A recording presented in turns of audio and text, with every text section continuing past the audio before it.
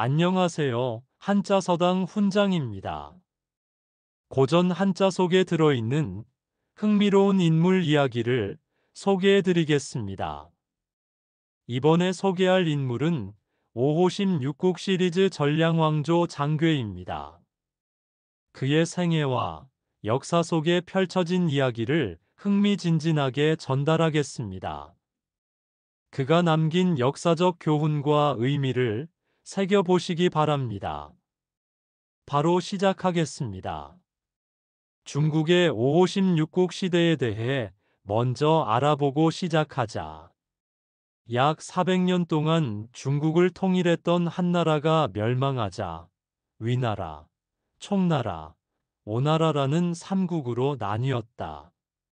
이후 사마염이 세운 서진이 다시 삼국을 통일하여 중국을 다시 하나로 통일했다. 하지만 서진은 오래가지 못했다. 황실 내부에서 권력을 차지하려는 다툼이 격렬하게 일어나면서 팔왕의 난이라는 내전이 벌어졌다. 황족들이 서로 싸우고 죽이는 상황이 이어지고 이 내전으로 나라가 크게 약해지고 혼란에 빠지자 북방에서 기회를 엿보던 이민족들이 움직이기 시작했다. 이들을 오호라 불렀다. 오호는 다섯 오랑캐라는 말이다. 흉노족, 선비족, 갈족, 저족, 강족 이렇게 다섯을 일컫는다. 이 오호가 중원으로 대거 들어와 각자 나라를 세우면서 본격적으로 새로운 시대가 열렸다.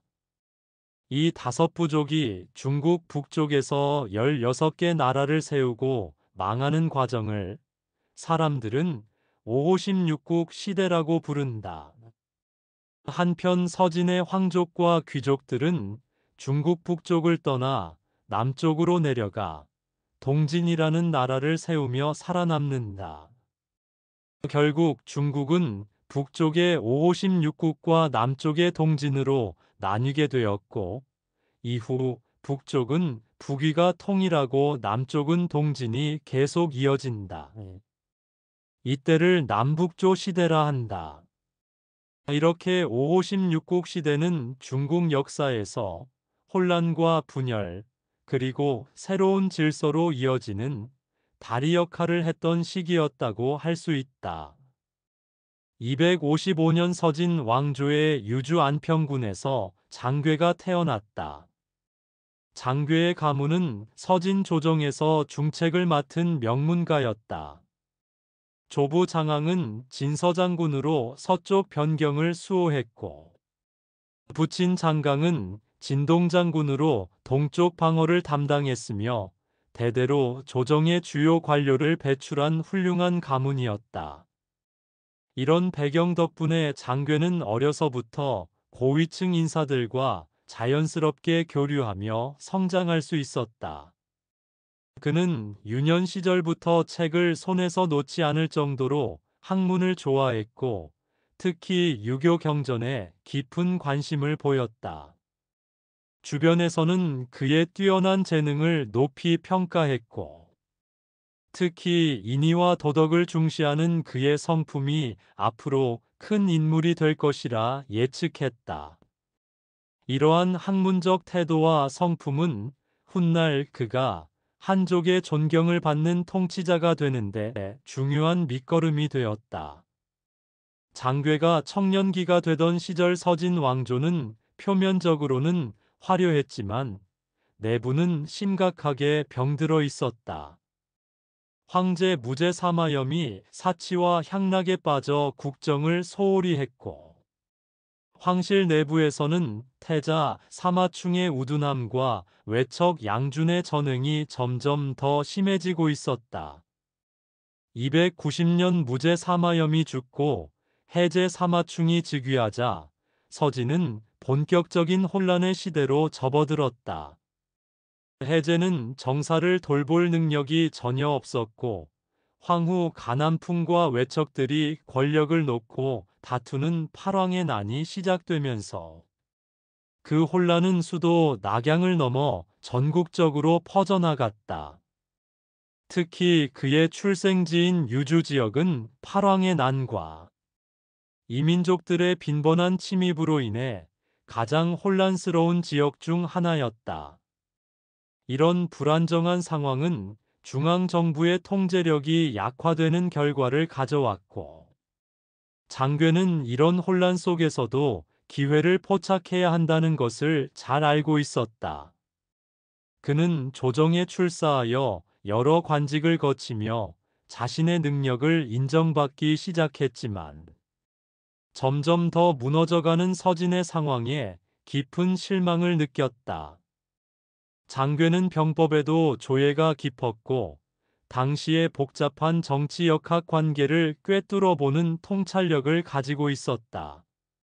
그는 고향인 유주가 아닌 새로운 무대에서 자신의 역량을 발휘해야 한다는 생각을 하게 되었다. 그의 주변에는 점점 더 많은 인물들이 모여들기 시작했는데, 특히 그의 아들들인 장무와 장준, 장홍은 훗날 전량의 중요한 지도자가 되는 인물들이었다. 장괴는 이들에게 학문은 물론 정치와 군사에 대한 교육을 철저히 시켰고, 그들이 훌륭한 인물로 성장할 수 있도록 노력했다. 장무는 차분하고 신중한 성격으로 아버지의 신뢰가 두터웠고, 장준은 뛰어난 전략적 안목을 가진 재능 있는 인물이었으며, 장홍은 용맹하고 결단력 있는 성격으로 형제들을 보좌했다. 장괴는 가족들과의 시간을 소중히 여겼고, 특히 저녁 식사 후에는 함께 서진의 현재 상황과 미래에 대해 깊이 있는 이야기를 나누곤 했다. 그는 아들들에게 혼란한 시대일수록 냉철한 판단과 도덕적 신의가 중요하다며, 서쪽 변경 지역이 앞으로 우리 가문이 새로운 터전이 될 수 있다는 비전을 드러내기 시작했다. 장괴의 부인인 최 씨는 현명하고 인자한 여성으로 가정을 든든히 지키며 남편의 사업을 지원했다. 그녀 역시 유교 경전에 해박했고, 자녀들의 교육에 직접 참여해 올바른 가치관을 심어주었다. 최 씨는 장괴가 정치적으로 어려운 결정을 앞둘 때면 신중히 고민할 수 있도록 조언을 아끼지 않았고, 이는 장괴가 복잡한 상황에서도 균형 잡힌 선택을 하는데 큰 도움이 되었다. 서진의 혼란은 점점 더 깊어져만 갔다. 팔왕의 난으로 인해 중앙정부의 권위는 땅에 떨어졌고, 지방의 관리들과 군벌들은 각자 할 거하며 세력을 확장하기 시작했다. 장괴는 이런 상황에서 유주를 벗어나 서쪽 변경 지역으로 눈을 돌리기 시작했다. 그는 양주 일대가 전략적으로 중요하면서도 비교적 안정될 가능성이 있는 지역이라고 판단했고, 점점 그곳에 더 큰 관심을 기울이게 되었다. 300년 무렵 장괴는 조정에서 자신에게 주어질 수 있는 기회를 예의주시하고 있었다. 그는 양주 자사직이 공석이 될 가능성이 높다는 정보를 입수했고, 이를 위해 조정 내 인맥을 동원하기 시작했다. 장괴가 양주를 그의 발전 기지로 삼으려고 한 구체적인 이유는 정치적, 군사적 자립, 지리적, 경제적 이점 때문이었다. 중원은 이민족들이 난립하며 끊임없는 전쟁을 벌이는 혼돈의 땅이 되었다. 이런 상황에서 장괴는 더 이상 서진에 의지할 수 없다는 현실을 깨달았다. 양주를 중심으로 독립적인 세력을 구축하는 것이야말로 백성의 안위를 보장하고 한족의 명맥을 이어나갈 유일한 방법이라고 판단했다. 량주는 동서양을 잇는 고대 실크로드의 중요한 관문이었다. 동쪽으로는 중국의 수도인 장안과 낙양으로 연결되고, 서쪽으로는 서역으로 통하는 길목이었다. 이 때문에 양주는 비단 향신료, 보석 등 값비싼 물품이 오가는 무역의 중심지였다.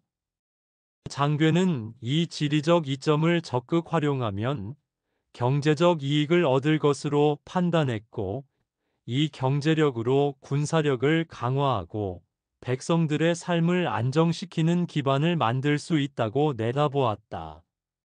또한 이곳은 중원에서 떨어져 있어 비교적 평화로운 편이었기 때문에 중원에서 전란을 피할 수 있다는 이점도 있었다. 그의 명문과 배경과 여러 관직을 거치며 쌓은 경력은 이때 큰 자산이 되었다. 장괴는 자신의 휘하에 모인 인재들을 통해 양주 지역의 정보를 꾸준히 수집했고, 그곳의 지리적 조건과 주민 구성, 이민족 상황 등을 철저히 분석했다. 장괴의 가장 큰 장점은 사람을 보는 눈이 뛰어났다는 점이다. 그는 유능한 인재들을 가리지 않고 등용했고, 그들에게 적절한 자리를 맡겨 능력을 발휘할 수 있도록 했다. 그의 측근 중 한 명이었던 왕상이라는 인물은 행정 처리에 매우 능숙해 장괴의 신임이 두터웠다. 왕상은 본래 지방의 하급 관리였지만 장괴가 그의 재능을 알아보고 중용했고, 그는 장괴를 위해 행정 시스템을 효율적으로 정비하는 데 크게 기여했다. 또 다른 인물로 장괴의 군사 고문이었던 이호는 전략에 뛰어난 식견을 가지고 있었다. 그는 장괴에게 군사 작전을 세울 때 항상 유연하게 대응할 것과 지형과 기후를 충분히 고려할 것을 조언했고, 이러한 전략들은 실제 전장에서 큰 성과를 거두는 데 기여했다. 장괴는 이호의 의견을 매우 중시했고, 중요한 군사작전을 결정하기 전에는 반드시 그의 의견을 물었다. 301년을 앞둔 시점에서 장괴는 본격적으로 양주로의 진출을 준비하고 있었다. 그는 아들들에게 더욱 엄격한 교육을 시켰고, 특히 장준에게는 전략과 외교에 관한 특별한 교육을 추가로 시켰다. 장준은 아버지의 기대에 부응해 빠르게 성장했고, 점점 더 중요한 일들을 맡아 처리하게 되었다.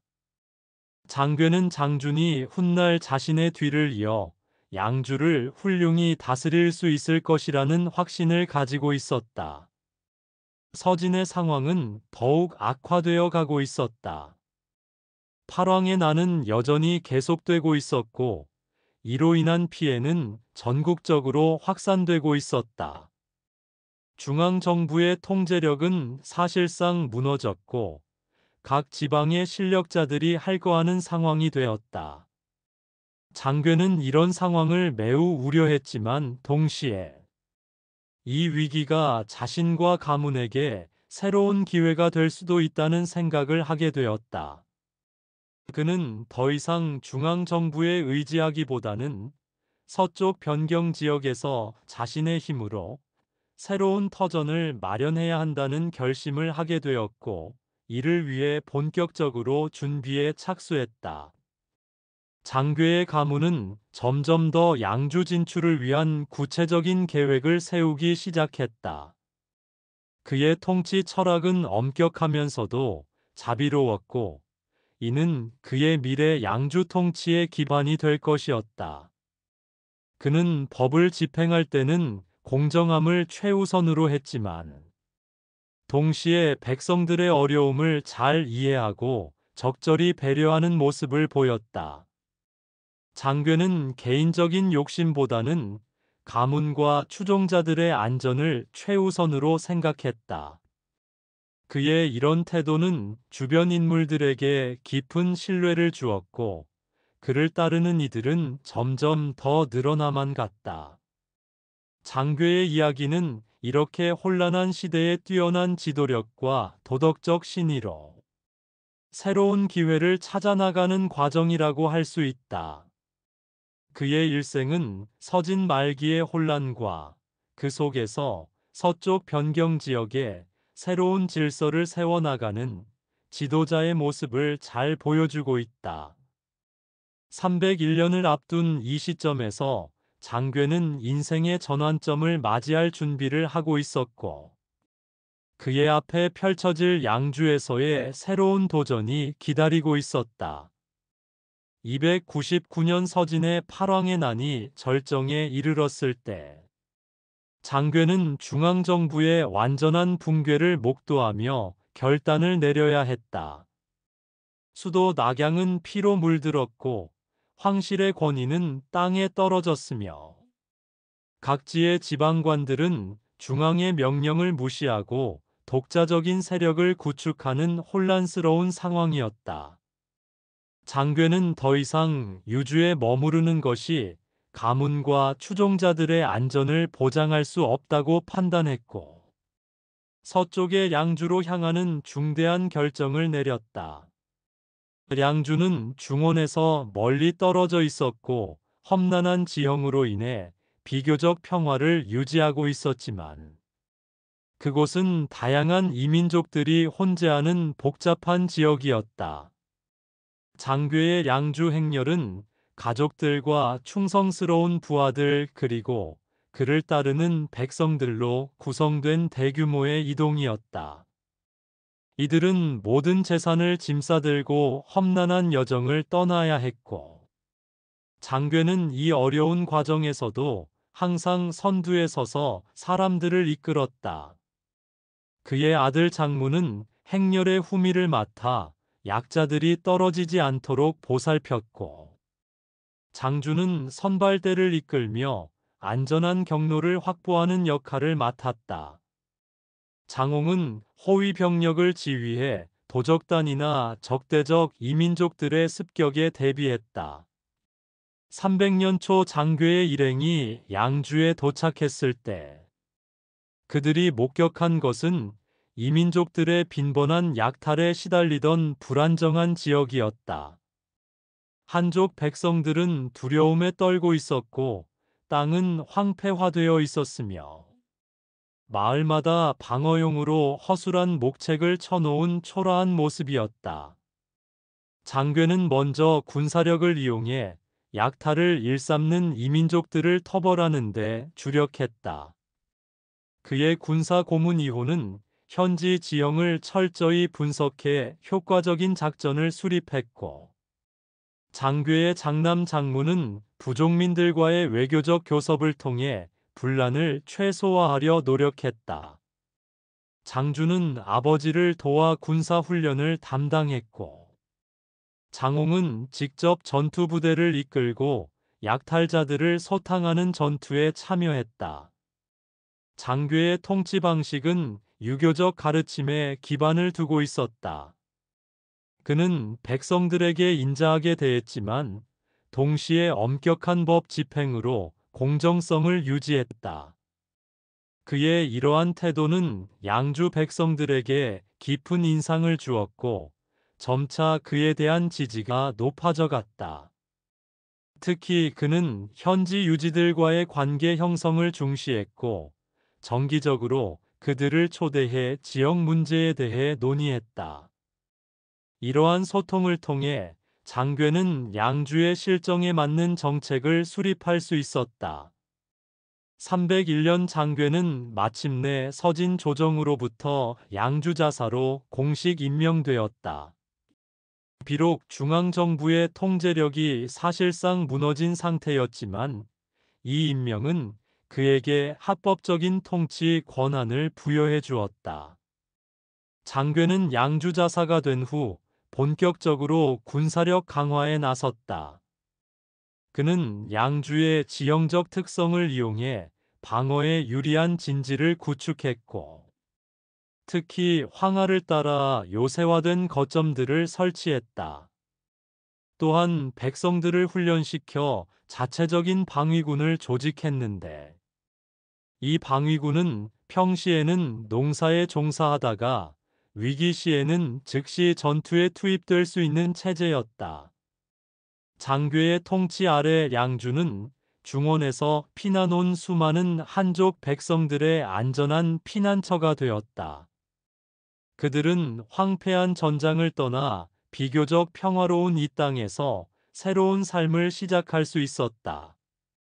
장괴는 이들에게 체계적으로 토지를 분배하고 농업 생산을 장려했으며 관계시설을 정비해 황무지를 옥토로 바꾸는 데 주력했다. 그의 부인 최 씨는 여성들과 어린이들을 보호하는 데 앞장섰고, 특히 피난민 여성들이 새로운 환경에 적응할 수 있도록 다양한 지원을 했다. 장괴의 측근이었던 왕상은 행정 시스템을 효율적으로 재정비해 피난민들의 정착을 지원했고, 세금 제도를 합리화해 백성들의 부담을 줄였다. 그러나 이 평화로운 시기는 오래가지 못했다. 중원에서는 팔왕의 난이 더욱 격화되었고, 서진 조정은 양주에 대한 마지막 통제력마저 상실했다. 이 혼란을 틈타 흉노족의 유연은 304년 한나라를 건국하고 점차 세력을 확장해 나갔다. 유연은 뛰어난 군사적 재능을 가진 인물로 그의 기병대는 중원의 혼란을 이용해 빠르게 영토를 넓혀 나갔다. 장괴는 유연의 야심을 간파하고 즉시 양주의 방어를 더욱 강화했다. 그는 이호의 조언을 받아들여 유연의 군대가 양주로 진군할 수 있는 모든 길목에 요새를 구축했고, 정찰망을 강화해 즉각 대응할 수 있도록 했다. 이 시기 장괴의 가족들은 각자의 역할을 충실히 수행했다.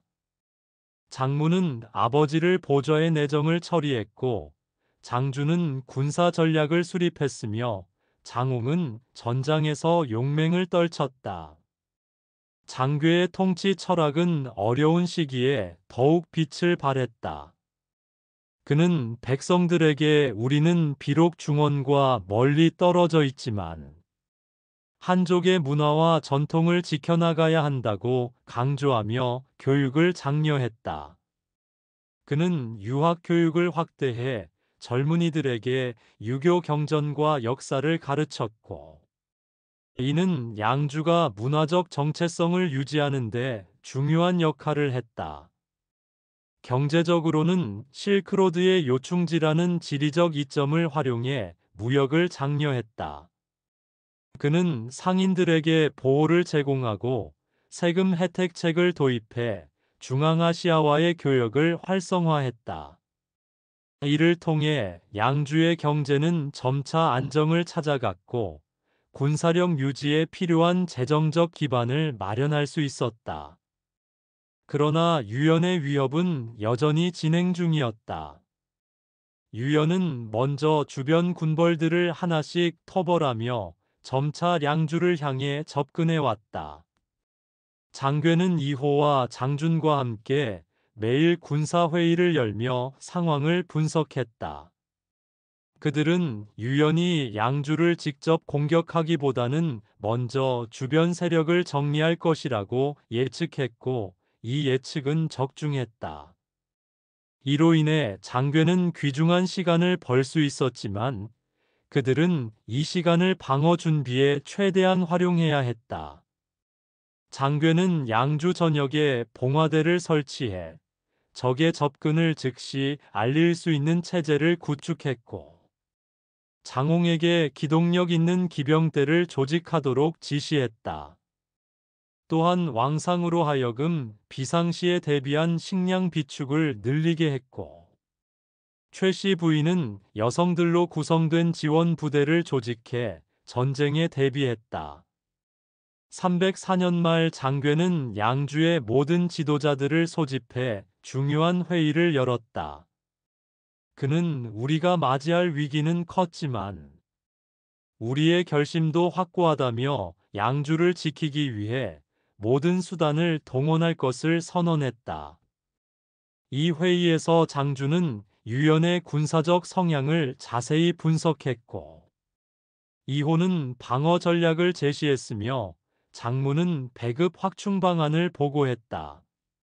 장홍은 군사훈련 상황을 보고했고 왕상은 물자 비축 현황을 설명했다.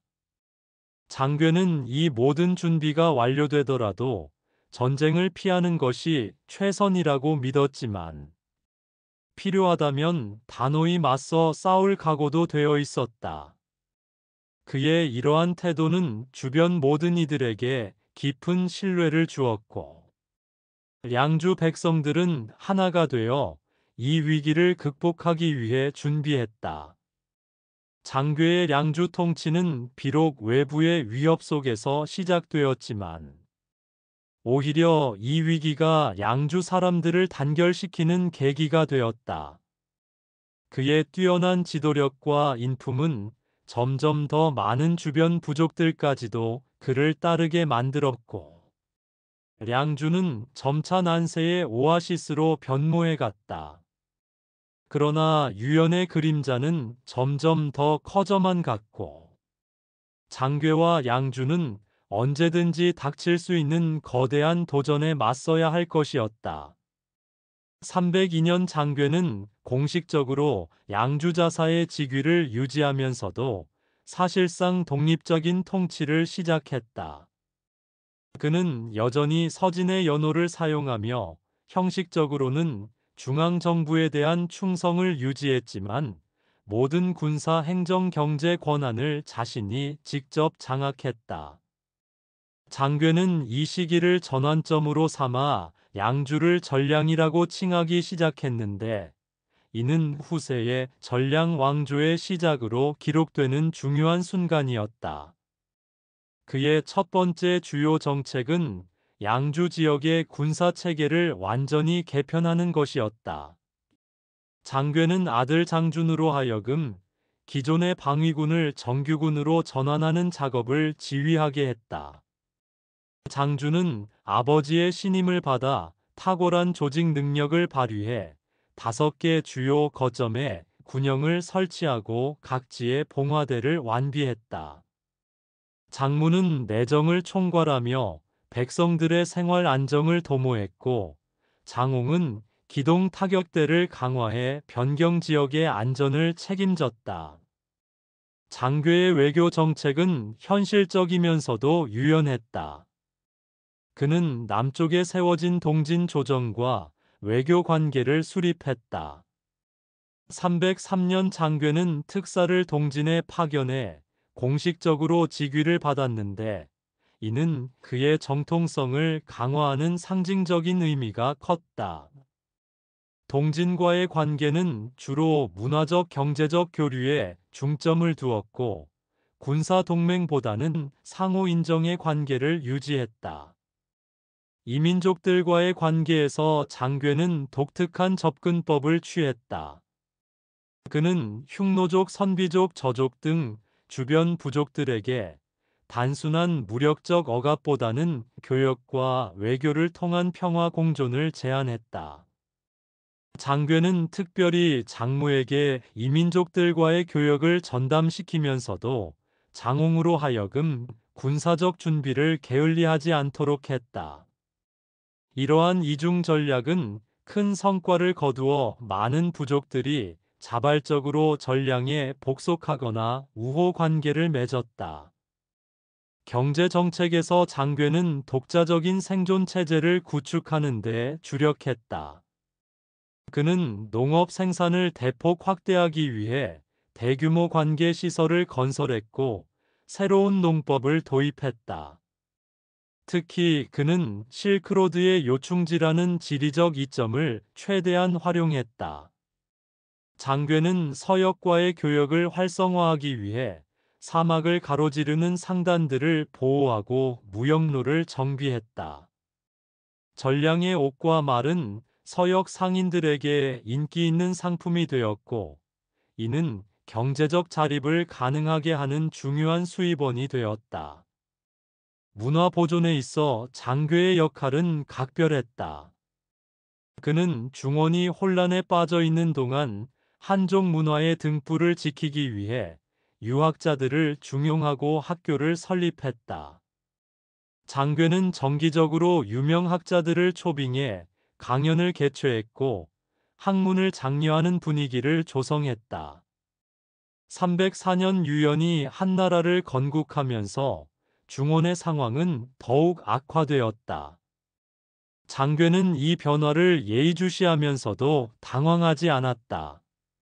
그는 이호와 함께 군사회의를 열고 유연의 세력 확장이 전량에 미칠 영향을 분석했다.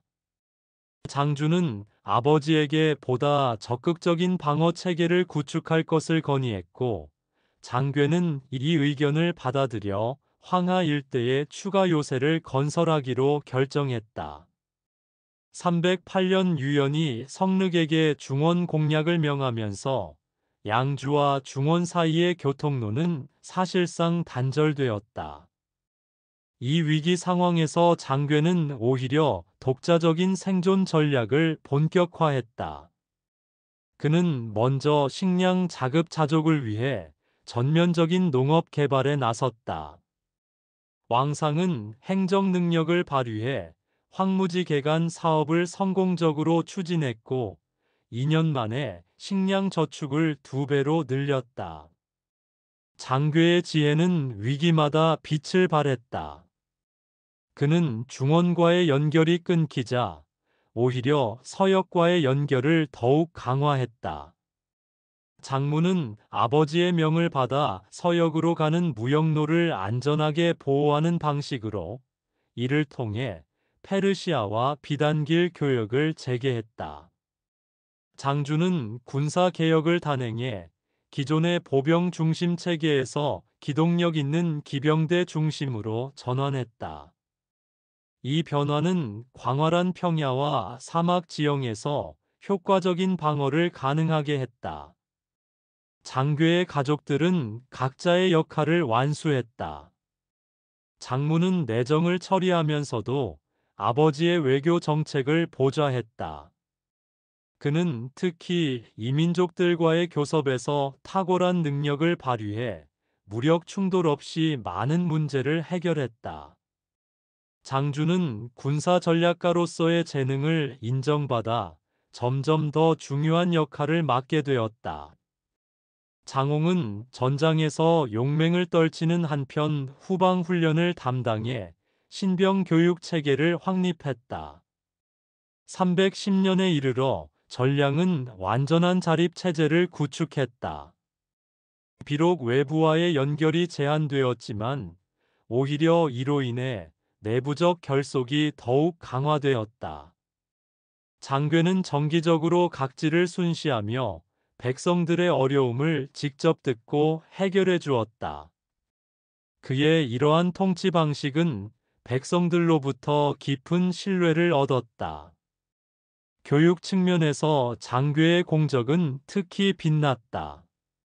그는 양주에 대규모 서원을 건립해 중원에서 피난 온 학자들에게 연구와 교육의 장을 제공했다. 이러한 조치는 단순한 문화 보존을 넘어 전량이 556국 시대의 문화적 중심지로 자리매김하는 계기가 되었다. 장괴의 건강이 점점 약화되기 시작한 310년 말, 그는 점점 더 많은 업무를 아들들에게 위임하기 시작했다. 장무가 내정을 총괄하고 장준이 군사 업무를 장홍이 치안 유지를 맡는 체제가 자리 잡았다. 그러나 장괴는 여전히 중요한 결정은 직접 내렸고 그의 경험과 지혜는 전량의 방향을 설정하는 데 결정적인 역할을 했다. 이 시기 장괴는 자신의 인생을 돌아보며 가족들과 깊은 대화를 나누곤 했다. 그는 아들들에게 권력은 일시적이지만 백성들의 마음을 얻는 것이 진정한 유산이라고 가르쳤다. 이러한 그의 가르침은 훗날 전량의 통치 철학으로 자리 잡게 되었다. 전량은 비록 외부적으로는 고립된 상황이었지만 내부적으로는 오히려 더욱 강력해지고 있었다. 장괴의 뛰어난 지도력 아래 전량의 백성들은 혼란한 시대에 비교적 안정된 생활을 영위할 수 있었고, 이는 이후 전량이 70년 이상 지속되는 기반이 되었다. 그러나 장괴의 건강은 점점 더 악화되어 가고 있었고, 전량은 새로운 전환점을 맞이할 준비를 하고 있었다. 311년 여름, 전량의 수도 고장에 한밤중 급보가 도착했다. 성륵과 왕미의 연합군이 서진의 수도 낙양을 함락시키고 회제를 포로로 잡았다는 소식이었다. 이 소식을 접한 장괴는 깊은 침묵에 빠졌다. 그가 평생을 두고 형식적으로나마 충성을 바쳐왔던 서진 왕조의 마지막 명맥이 끊어진 순간이었다. 다음 날 아침 장괴는 즉시 군사회의를 소집했다. 그의 얼굴에는 평소의 차분함 대신 흔히 보기 어려운 강한 의지가 드러나 있었다. 장준이 먼저 입을 열었다. 아버지, 우리가 즉시 구원병을 보내야 합니다. 그러나 장문은 더 신중한 입장이었다.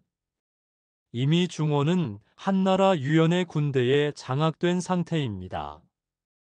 우리 군대가 진입한다 해도 성과를 기대하기 어렵습니다.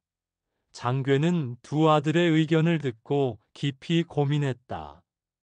결국 그는 우리는 서진의 마지막 명예를 지켜야 한다며 한개 군대를 편성해 낙양으로 향하게 했다.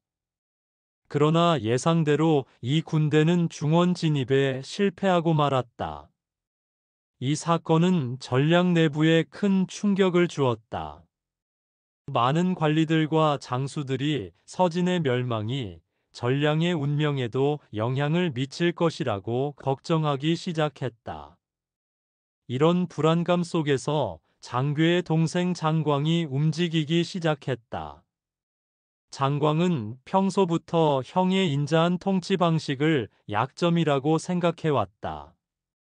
그는 몇몇 불만 세력과 결탁해 군사력을 바탕으로 한 강경한 통치로 전환해야 한다고 주장했다. 장광은 먼저 변경부대의 지휘관들을 포섭하기 시작했다. 그는 그들에게 형님의 유약한 통치로 인해 우리 전량이 외부의 위협에 취약해졌다며 자신의 편으로 끌어들이려 했다. 그러나 장광의 움직임은 장괴의 측근 이호에 의해 즉시 감지되었다. 이호는 밀정을 통해 장광의 계획을 상세히 파악했고 이를 장괴에게 보고했다. 장괴는 이 소식을 접하고 매우 마음 아파했다. 그는 동생을 직접 불러 이야기하기로 결정했다. 다음 날 장괴는 장광을 자신의 서재로 불렀다. 형제는 마주 앉았지만 분위기는 매우 어색했다. 장괴가 먼저 입을 열었다. 장광, 우리가 내부에서 다투는 것은 스스로 멸망을 자초하는 것과 같소. 장광은 고개를 들지 않은 채 대답했다. 형님의 통치 방식이 너무 유약합니다. 이 혼란한 시대에 강력한 지도력이 필요합니다. 장괴는 차분하게 설명했다. 강함만으로는 진정한 충성을 얻을 수 없소. 백성들의 마음을 얻는 것이 진정한 힘이요. 우리 가문은 대대로 충의를 중시해 왔소. 지금 우리가 서로에게 칼을 겨누는 것이 과연 조상님들께 부끄럽지 않겠소? 라고 말했다.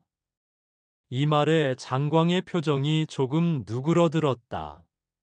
장괴는 기회를 놓치지 않고 그대가 걱정하는 것처럼 외부 위협에 대비해 군사력을 강화하는 것은 필요하오. 하지만 그건 내부의 분열을 의미하지는 않소라고 덧붙였다. 마침내 장광은 고개를 들었다. 형님, 제가 잘못했습니다. 장괴는 미소 지으며 잘못을 깨달은 것이 중요하오. 이제 함께 전량을 지켜나갑시다라고 말했다. 이렇게 장괴는 무력 충돌 없이 내부의 위기를 현명하게 해결했다. 그러나 외부의 위협은 계속되고 있었다. 저족의 두정이 양주의 서쪽 국경을 침범하기 시작했다. 두정은 용맹한 전사로 알려져 있었고 그의 부대는 여러 차례 변경 마을을 약탈했다. 장괴는 이 위협에 대처하기 위해 장홍을 파견하기로 결정했다. 장홍은 기동 타격대를 이끌고 서쪽으로 향했다. 그는 아버지의 전략을 따라 먼저 정찰대를 보내 두정의 이동 경로를 파악했다. 장홍은 두정의 부대가 주로 해질녘에 약탈을 한다는 점을 발견하고 매복 작전을 준비했다. 어느 날 저녁 두정의 부대가 또다시 변경 마을로 접근하고 있었다. 그들이 마을에 들어서려는 순간 장홍이 이끄는 기병대가 갑자기 나타나 포위했다. 두정은 놀랐지만 즉시 전투 태세를 취했다. 장홍은 앞으로 나서며 외쳤다. 두장군, 우리는 싸우기 전에 먼저 이야기합시다. 두정은 의아해하면서도 무슨 이야기를 하자는 것이냐라고 물었다. 장홍은 장괴의 가르침을 따라 우리는 서로 싸울 필요가 없어. 평화로운 공존이 가능하오라고 제안했다. 두정은 비웃으며 말로 해결할 수 있다면 이미 해결되었을 것이다라고 말했다. 그러나 장홍은 포기하지 않고 우리 전량은 교역을 통해 상호 이익을 도모할 준비가 되어 있어. 약탈보다는 안정적인 교류가 더 장기적으로 유리할 것이오라고 설명했다. 이때 장홍의 부하들이 포위망을 완성했다. 두정은 주위를 둘러보고 자신의 처지를 깨달았다. 그는 잠시 생각에 잠긴 후 무엇을 제안하는 것이냐? 라고 물었다. 장홍은 장괴가 미리 준비한 조건을 제시했다. 우리는 당신 부족에게 정기적으로 식량과 필요품을 공급하겠소. 대신 그대들은 약탈을 중지하고 우리와 평화 조약을 체결해야 하오. 두정은 이 제안을 받아들였다. 이렇게 또 하나의 위협이 무력 충돌 없이 해결되었다. 그러나 동쪽에서는 선비족의 위협이 여전했다. 선비족은 양주의 동쪽 변경을 약탈하며 교란을 계속하고 있었다. 장괴는 이 문제를 해결하기 위해 장준을 파견하기로 결정했다. 장준은 아버지의 외교 정책을 따라 선비족과의 교역로를 개설하는 한편 강력한 군사력을 보여주어 공포심을 주는 이중 전략을 취했다. 그는 선비족의 족장을 만나 평화 조약을 체결했고 양측의 상인들이 자유롭게 교역할 수 있도록 허용했다. 이러한 장괴의 현명한 대처는 전량이 내외부의 위협 속에서도 안정을 유지할 수 있게 했다.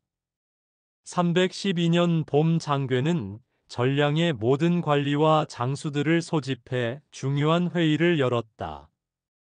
그는 이 자리에서 비록 중원은 혼란에 빠졌지만 우리 전량은 굳건히 자리를 지켜야 한다며 우리의 임무는 이 땅의 백성들을 보호하고 한족의 문화를 지키는 것이라고 선언했다. 그는 또한 내부 단결의 중요성을 강조하며 어떤 위기가 닥쳐도 우리가 함께하면 극복할 수 있다고 말했다. 이 시기 장괴의 건강은 점점 더 악화되고 있었다. 그는 자주 기침을 했고 피로감을 자주 호소했다. 그러나 그는 여전히 정사를 소홀히 하지 않았고 중요한 결정은 직접 내렸다. 그의 아들들과 부인 최 씨는 그의 건강을 매우 걱정했다. 313년 장괴는 전량의 미래를 위해 중요한 결정을 내렸다. 그는 점점 더 많은 권한을 아들들에게 위임하기 시작했고 특히 장준에게 군사 업무의 대부분을 맡겼다. 장준은 아버지의 신임에 보답하기 위해 군제 개혁을 단행했다. 그는 기존의 방위 체계를 보다 공격적인 방어 체계로 전환했고, 기동력을 높인 기병대를 강화했다. 장문은 내정을 총괄하면서도 이민족들과의 외교를 담당했다. 그의 유연한 외교술은 여러 위기를 평화적으로 해결하는 데 기여했다. 장홍은 변경 방어를 책임지며 장준이 개혁한 새로운 군사 체제를 현장에서 구현했다. 314년에 이르러 전량은 내부의 위기를 완전히 극복하고 오히려 더욱 강력해졌다. 장괴의 현명한 지도력과 포용 정책은 오히려 내부 단결을 강화하는 결과를 가져왔다. 그의 동생 장광은 완전히 마음을 고쳐먹고 형을 보좌하며 전량의 발전에 기여했다. 외부 위협도 줄어들었다. 저족의 두정은 약속을 지키며 더 이상 약탈을 하지 않았고, 선비족과도 안정적인 교역 관계가 유지되었다. 장괴는 이 안정기를 이용해 교육과 문화 사업에 더욱 힘을 쏟았다. 그는 양주에 추가로 학교를 설립하고 중원에서 피난 온 학자들에게 연구와 교육에 전념할 수 있는 환경을 제공했다. 그러나 장괴는 이 평화가 영원히 지속될 것이라고 믿지 않았다. 그는 여전히 주변 정세를 예의주시했고 군사 훈련을 소홀히 하지 않았다. 그의 이러한 경계심은 훗날 실제로 닥칠 더 큰 위기에 대비하는 데 중요한 역할을 했다. 장괴의 건강은 여전히 회복되지 않았지만 그의 정신은 여전히 맑았다. 그는 매일 아침 일찍 일어나 정사를 처리했고, 저녁에는 가족들과 함께 식사를 하며 그들의 하루를 묵곤 했다. 그의 이러한 모습은 주변 사람들에게 깊은 감동을 주었고, 그들을 더욱 충성스러운 추종자로 만들었다. 전량은 비록 외부적으로는 고립된 상태였지만, 내부적으로는 점점 더 강력한 체제를 구축해 나가고 있었다. 장괴의 지도력 아래 전량은 혼란한 시대의 오아시스와 같은 안정된 지역으로 자리매김했고, 이는 이후 수십 년간 지속되는 번영의 기반이 되었다. 316년 동진에서 사신이 도착했다. 동진 조정은 서진의 마지막 황제 민제를 이룬 후 자신들의 정통성을 인정받기 위해 장괴에게 대장군 양주목 서평군공이라는 높은 관직을 제안했다. 장괴는 이 제안을 신중히 검토했다. 동진의 요청은 사실상 형식적인 것이었지만 장괴는 이것이 전량의 정통성을 강화하는 기회라고 판단했다. 그는 동진의 사신을 접견하고 관직을 수락하기로 결정했다. 동진과의 관계는 점점 더 공고해졌다. 장괴는 동진의 관직을 받아들이면서도 전량의 독자성을 유지했다. 그는 동진과의 교역을 확대해 경제적 이익을 얻었고 군사적 정보를 교환하기도 했다. 그러나 316년 여름 예상치 못한 재난이 닥쳤다. 양주 지역에 심한 가뭄이 들었고, 이어서 메뚜기 떼가 남아있는 농작물마저 모조리 먹어치웠다. 대기근이 시작된 것이다. 장괴는 즉시 대응에 나섰다. 그는 먼저 자신의 개인 창고를 열어 식량을 배급했고, 전량의 모든 관리들에게 자제령을 내려 사치품 소비를 금지시켰다. 그러나 재난은 계속됐다.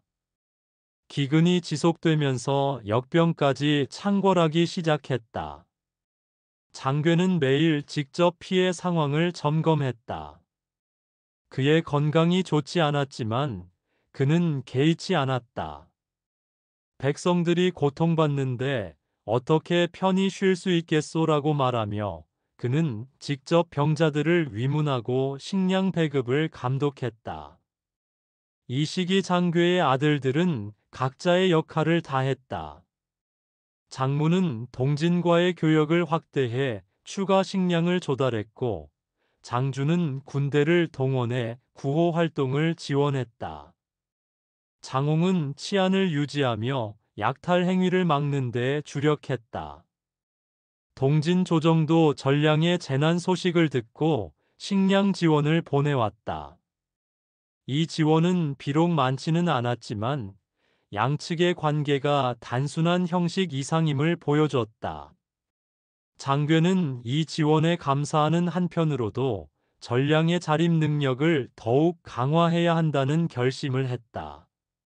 317년 봄이 되면서 상황이 조금씩 나아지기 시작했다.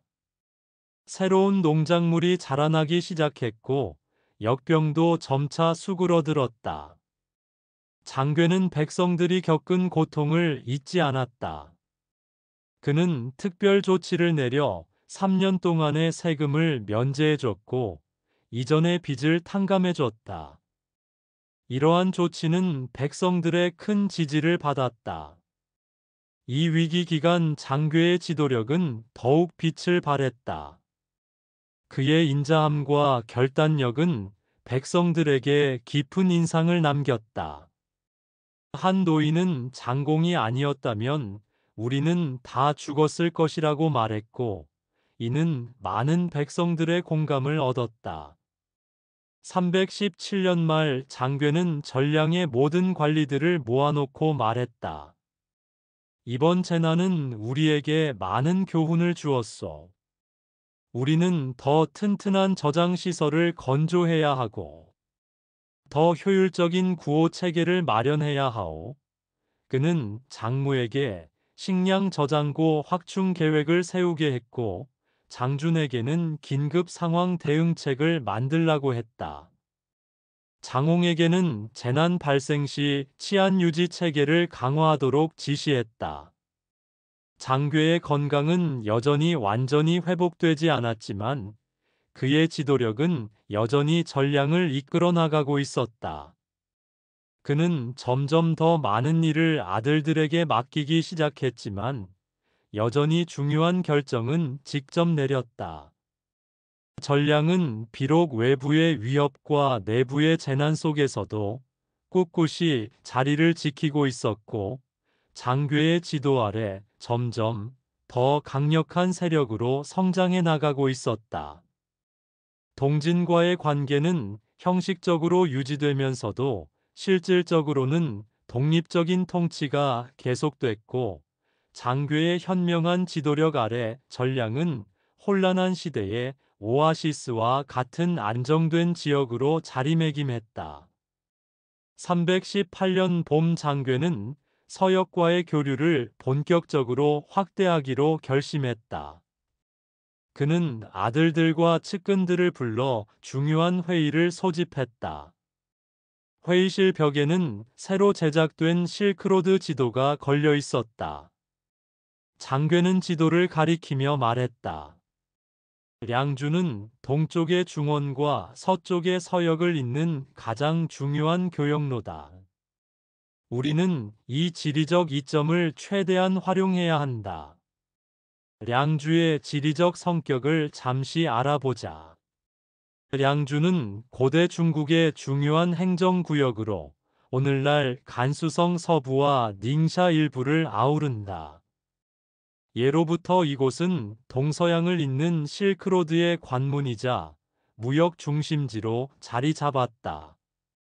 지리적으로 중원과 서역을 연결하는 핵심에 위치해 동쪽으로는 장안과 낙양 같은 고대 수도와 이어졌고 서쪽으로는 둔왕을 거쳐 타클라마칸 사막의 오아시스 도시들로 뻗어가는 길이 시작되었다.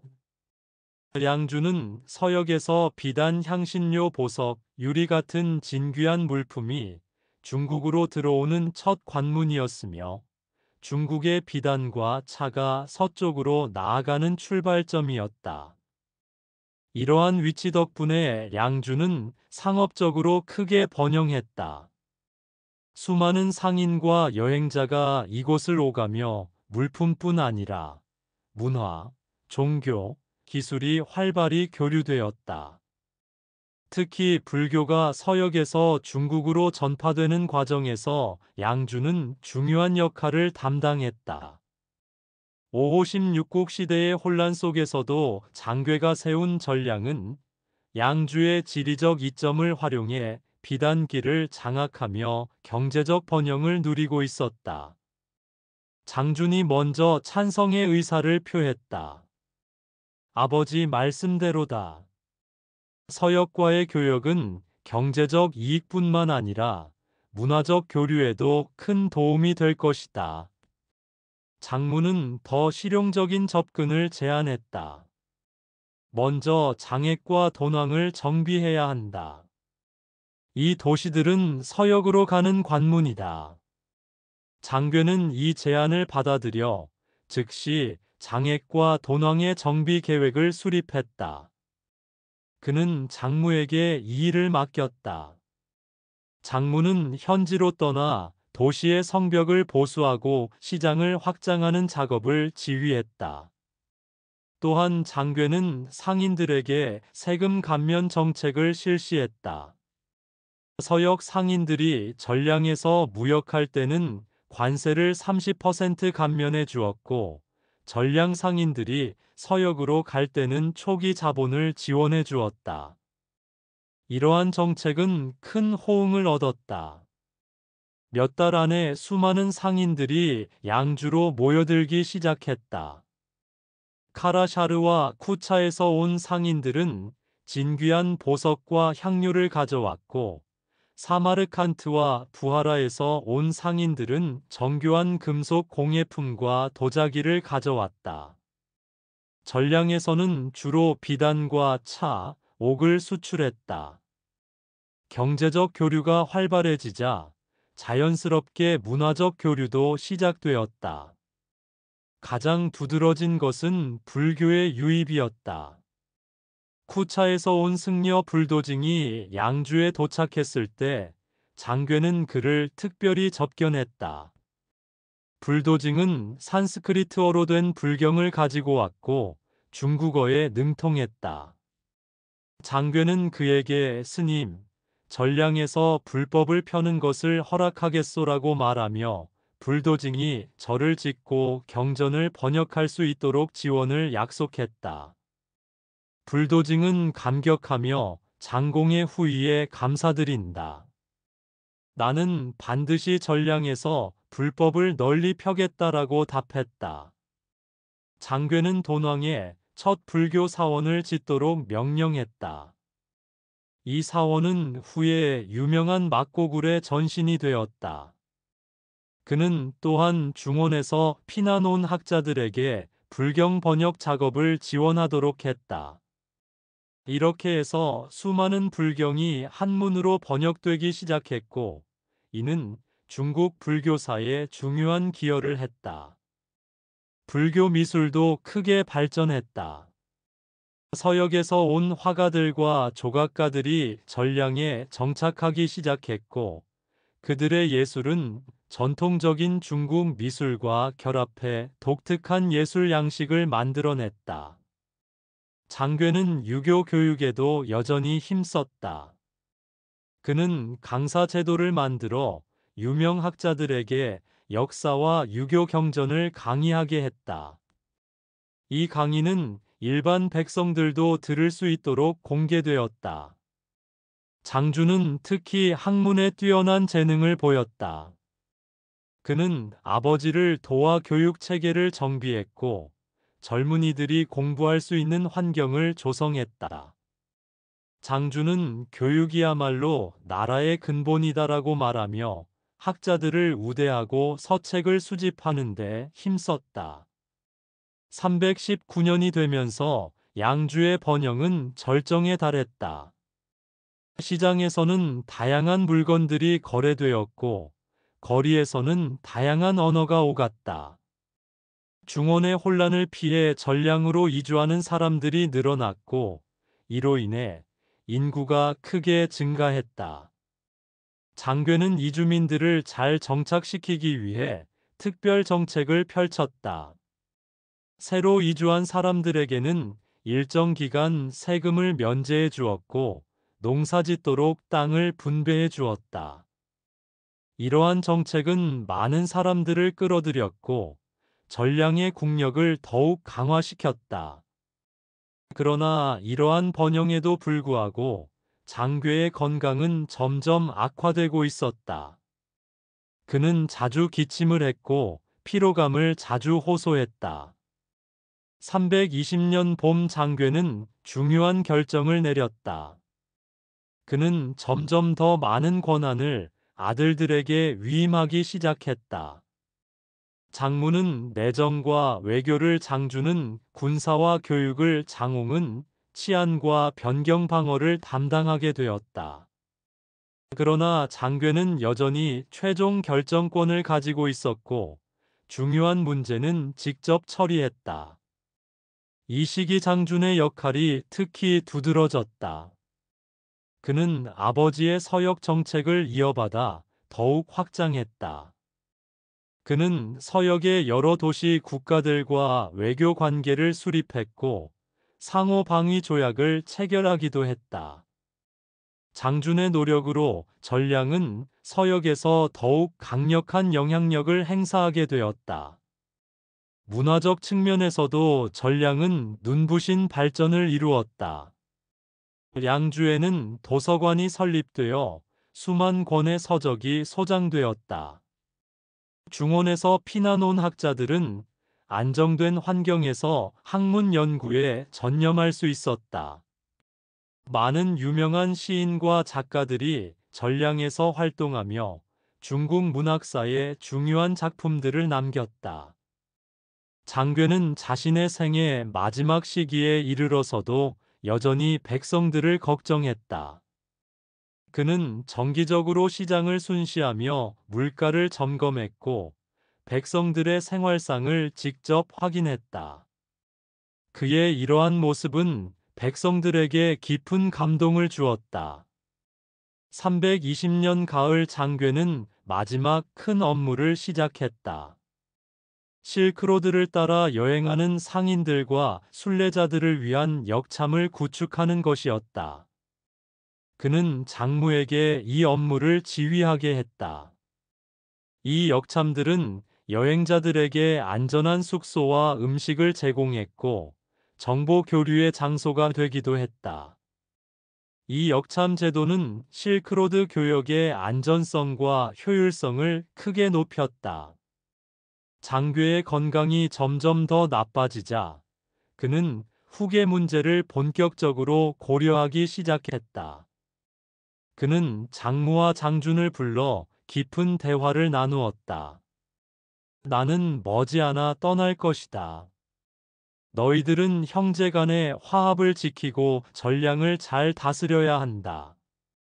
장무와 장준은 아버지의 가르침을 묵묵히 들었다. 그들은 아버지의 뜻을 따라 전량을 지켜나가겠다고 다짐했다. 320년 말 장괴는 점점 더 침대에 누워있는 시간이 많아졌다. 그러나 그는 여전히 정신은 맑았고 중요한 결정은 직접 내렸다. 그의 일생은 혼란한 시대에 한족의 문화와 전통을 지키기 위해 헌신한 것이었다. 그의 지도력 아래 전량은 군사적, 경제적, 문화적으로 모두 번영을 이루었고 56국 시대의 유일한 안식처가 되었다. 장괴의 유산은 그의 아들들을 통해 계속 이어져 나갔고 전량은 앞으로도 수십 년간 계속해서 번영을 이어나갔다. 그의 삶은 난세의 뛰어난 지도력과 인자함으로 백성들을 보호하고 문화를 지킨 모범이 되었다. 321년 봄 장괴의 건강은 눈에 띄게 악화되기 시작했다. 그의 얼굴은 창백해졌고 걸음걸이는 더욱 느려졌으며 이전처럼 매일 아침 일찍 일어나 정사를 처리하기가 점점 어려워졌다. 그는 이제 자신의 인생이 저물어가고 있음을 느끼고 후계 문제를 본격적으로 고려하기 시작했다. 어느 따뜻한 봄날 장괴는 두 아들 장무와 장준을 자신의 병실로 불렀다. 두 형제는 아버지의 침대 앞에 무릎을 꿇고 앉아 그의 말을 경청했다. 장괴는 약한 목소리로 말했다. 내 시간이 많지 않다. 너희들은 앞으로 서로 힘을 합쳐 전량을 지켜나가야 한다. 장무가 먼저 대답했다. 아버지 걱정 마십시오. 저와 동생은 반드시 화합을 지키겠습니다. 장준도 고개를 끄덕이며 형님과 저는 각자의 장점을 살려 전량을 위해 힘쓸 것입니다라고 덧붙였다. 장괴는 만족스러운 미소를 지으며 장무는 군사력을 총괄하고 장준은 행정 업무를 맡아라. 이렇게 하면 너희들의 장점을 최대한 살릴 수 있을 것이다라고 지시했다. 그러나 이 결정은 일부 신하들의 우려를 불러일으켰다. 특히 노신 하송은 장괴를 만나 직접 자신의 걱정을 털어놓았다. 장공, 장무 장군이 군사력을 장악하면 장차 황위를 탐낼지도 모릅니다. 역사상 유수 많은 형제 간의 다툼이 군사력을 둘러싸고 발생했습니다. 장괴는 하송의 걱정을 이해했지만 이미 결심을 한 상태였다. 나는 내 아들들을 잘 안다. 그들은 반드시 내 기대에 부응할 것이다. 하지만 장괴는 아들들의 관계를 확실히 하기 위해 추가적인 조치를 취했다. 그는 장무와 장준에게 각각 다른 임무를 부여하면서도 상호 견제가 가능하도록 체계를 설계했다. 장무는 군사작전을 수행할 때 반드시 장준의 동의를 얻어야 했고, 장준은 중요한 행정 결정을 내릴 때 장무의 의견을 참고해야 했다. 322년에 접어들면서 중원의 정세는 더욱 혼란스러워졌다. 성륵의 후조와 유효의 전조는 치열한 패권 다툼을 벌이고 있었고, 그들의 영향력은 점점 양주까지 미치기 시작했다. 양측 모두 전량과 동맹을 맺으려 했고, 때로는 무력 위협을 가하기도 했다. 장괴는 이 복잡한 외교 상황에서 뛰어난 수완을 발휘했다. 그는 후조의 사신을 접견할 때는 우리는 작은 나라일 뿐입니다. 후조의 위대함을 인정합니다라고 말하며 겸손한 태도를 보였다. 하지만 전조의 사신을 만날 때는 우리는 한족 정권으로서 같은 한족인 전조와의 유대를 소중히 여긴다고 말하며 다른 태도를 취했다. 장괴의 이러한 이중 외교는 매우 신중하게 진행되었다. 그는 항상 양측에 조공을 바칠 때 그 규모를 정확히 갖게 했고, 어느 한쪽에 치우치지 않도록 특별히 주의했다. 이 정책은 장무와 장준의 협력으로 가능했다. 장무는 군사 정보를 수집해 외부 위협을 평가했고, 장준은 외교 문서를 기초해 신중한 표현을 사용했다. 한 번은 후조에서 대군을 이끌고 전량의 국경에 접근하는 사건이 발생했다. 장괴는 즉시 군사회의를 소집했다. 장무는 강경하게 대응할 것을 주장했다. 아버지, 우리가 단호히 맞서야 합니다. 후조는 우리의 약함을 보면 더욱 강압적으로 나올 것입니다. 그러나 장준은 더 신중한 입장이었다. 형님의 말도 일리가 있지만 우리의 군사력으로 후조와 정면으로 대적하기는 어렵습니다. 외교적 해결이 필요합니다. 장괴는 두 아들의 의견을 듣고 심사숙고한 후 이중 전략을 채택했다. 그는 장무에게 군대를 정비해 방어 준비를 하게 했고, 동시에 장준에게 후조의 사신을 보내 평화적으로 해결하도록 지시했다. 결국 이 위기는 무력 충돌 없이 해결되었다. 전량은 후조의 일부 조공을 추가로 바치는 조건으로 평화를 유지할 수 있었다. 이러한 외교적 성공에도 불구하고 장괴는 군사력 강화의 중요성을 잘 알고 있었다. 그는 장무에게 군대 현대화 작업을 지휘하게 했다.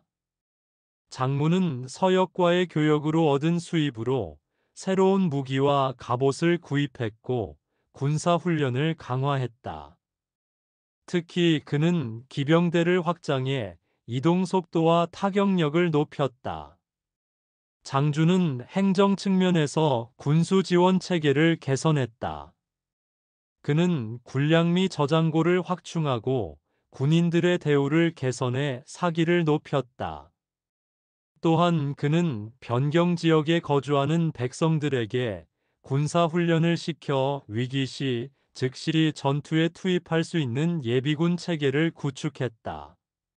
323년 봄 장괴의 건강은 더욱 악화되었다. 그는 자주 혼수 상태에 빠졌지만 정신이 맑을 때는 여전히 중요한 결정을 내렸다.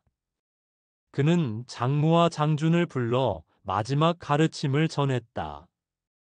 외부의 위협에 맞서기 위해서는 내부의 단결이 가장 중요하다.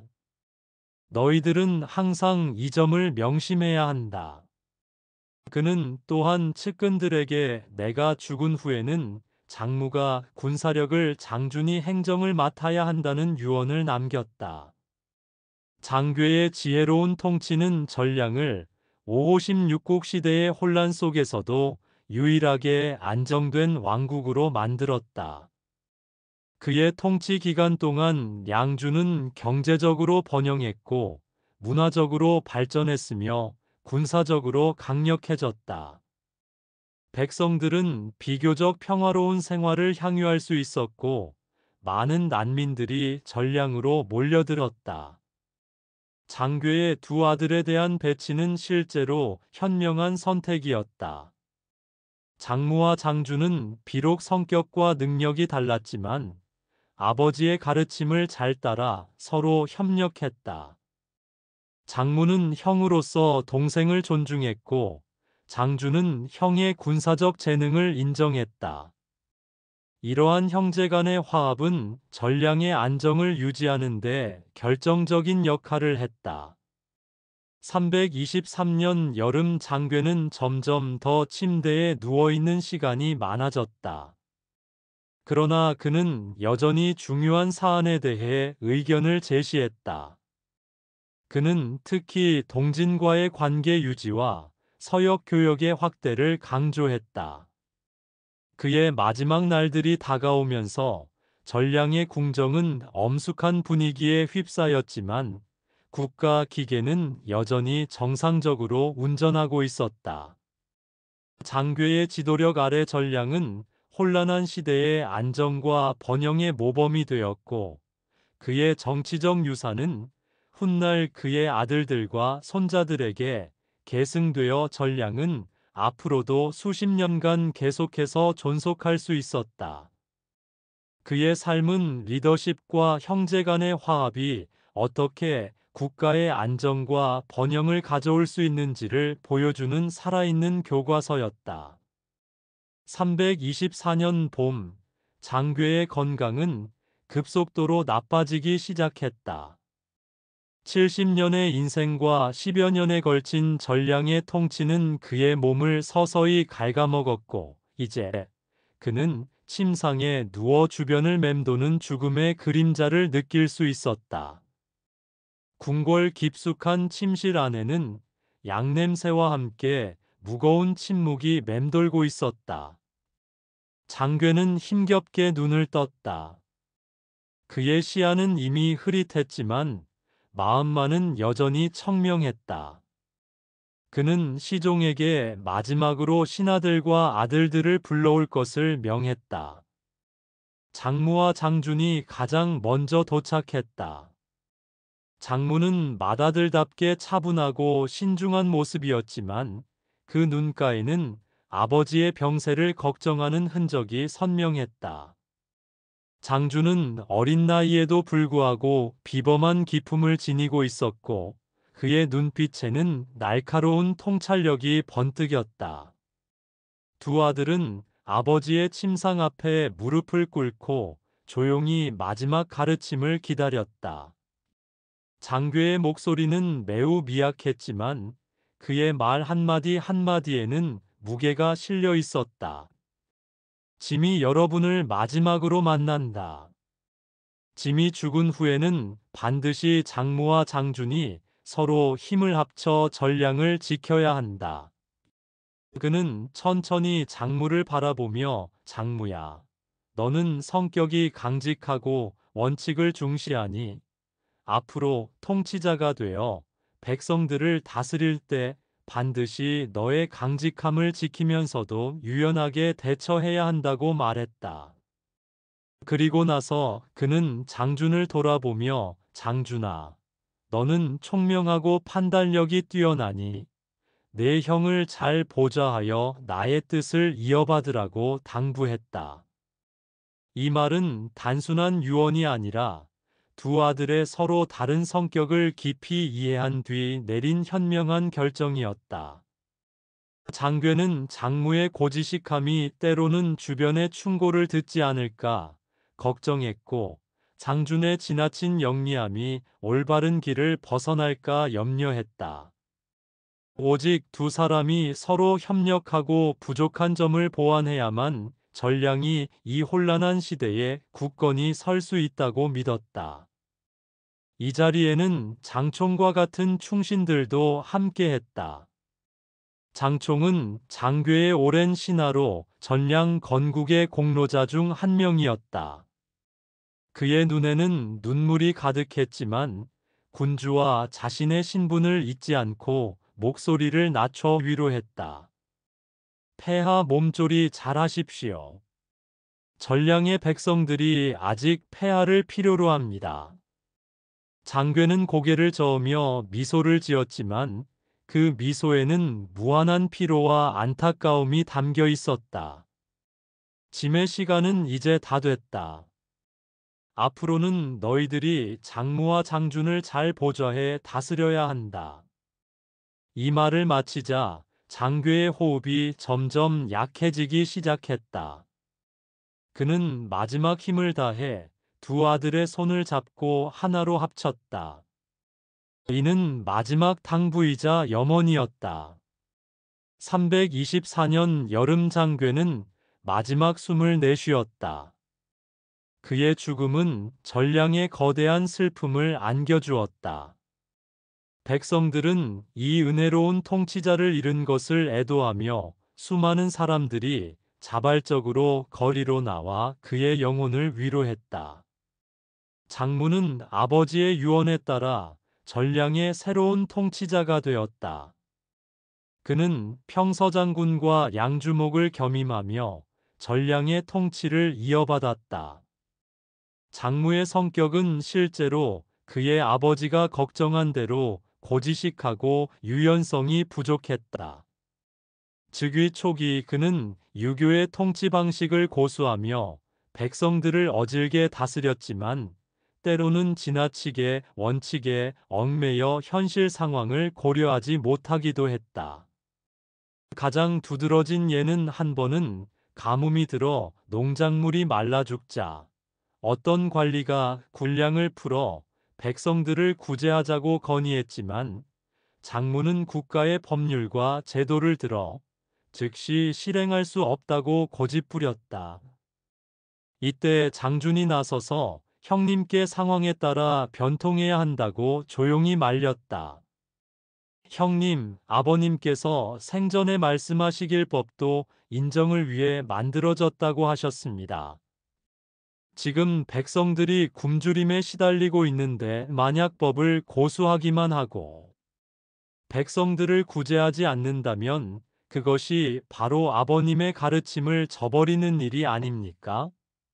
장모는 이 말을 듣고 잠시 생각에 잠겼다가 결국 군량을 풀기로 동의했다. 장주는 아버지의 유언에 따라 형을 보좌하는 데 전념했다. 그는 안서장군이라는 높은 관직을 받았지만 결코 형의 권위를 넘보지 않았다. 행정 업무에서는 장무의 결정을 세심하게 보좌했고 군사 문제에서는 선봉에 서서 군대를 지휘했다. 325년 봄 선비족 한 부족이 전량 변경을 침략했을 때 장주는 스스로 출전해 적을 격퇴하고 전량의 안전을 지켰다. 그러나 형제 사이의 이러한 조화는 표면에만 그친 것일 수 있었다. 장무는 비록 동생을 중용했지만 마음속에는 여전히 경계심이 없지 않았다. 그는 장준의 재능과 인망이 너무 높아 결국 위협이 될까봐 걱정했다. 그래서 그는 점차 자신의 측근인 장총 등을 중용하기 시작했다. 장총은 장괴 시대의 노신으로 장무에 대해 매우 충성스러웠지만 장준에 대해서는 늘 경계심을 품고 있었다. 그는 여러 번 장무에게 암암리에 경고했다. 장준 장군은 비록 젊지만 그의 야망과 재능은 결코 평범하지 않습니다. 폐하께서는 마땅히 미리 대비를 하셔야 합니다.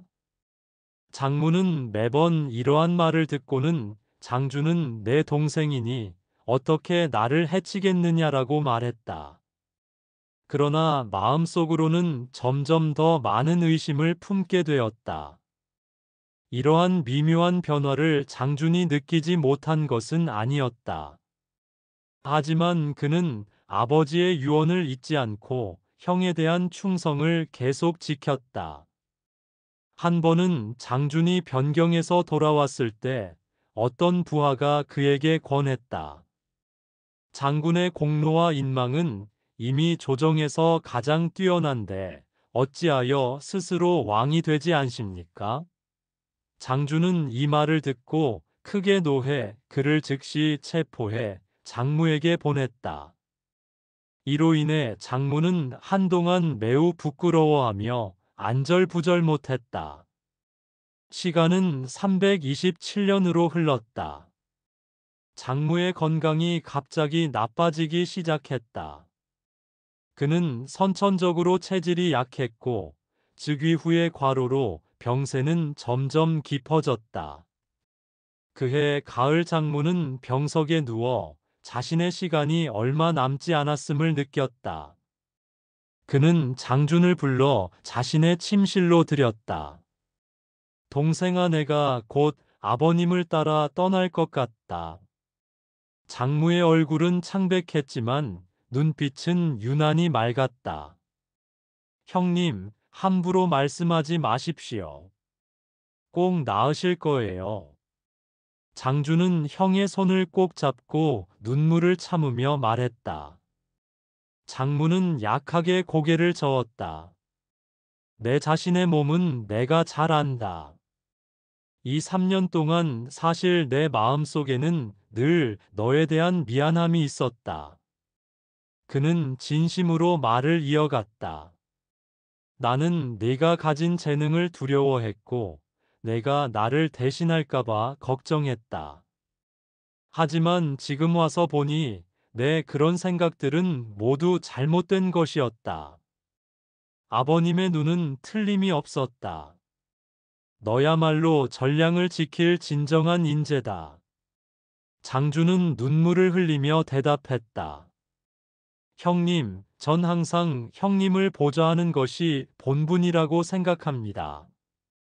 아버님의 유언을 결코 잊은 적이 없습니다. 장무는 고개를 끄덕이며 마지막 힘을 다해 말했다. 내가 죽은 후 너는 반드시 전량의 통치자가 되어야 한다. 이것이 내 유언이다. 너는 반드시 아버님과 나의 뜻을 받들어 전량을 잘 다스려야 한다. 이 말을 마치자 장문은 눈을 감았다. 327년 가을 장문은 재위 3년 만에 세상을 떠났다. 그의 죽음은 전량에 또 한 번 위기를 초래했다. 비록 그가 장준에게 전의한다는 유언을 남겼지만 조정에는 여전히 다른 목소리들이 존재했다. 특히 장총을 비롯한 일부 노신들은 장준이 너무 젊어 중대임을 맡기에는 역부족이라고 생각했다. 그들은 장무의 어린 아들 장음을 옹립해 황제로 삼으려는 음모를 꾸몄다. 장준은 이 소식을 듣고 매우 괴로워했다. 그는 권력을 원하지 않았다. 그러나 아버지와 형의 유지를 저버릴 수도 없었다. 게다가 현재 전량은 매우 외환에 처해 있어 강력한 통치자가 없다면 나라가 위태로울 수 있었다. 이때 장준의 측근인 마예 장군이 그에게 제안했다. 장군께서는 지금 결단을 내리셔야 합니다. 만약 주저하신다면 나라에 큰 혼란이 일어날 것입니다. 장준은 깊이 생각에 잠겼다.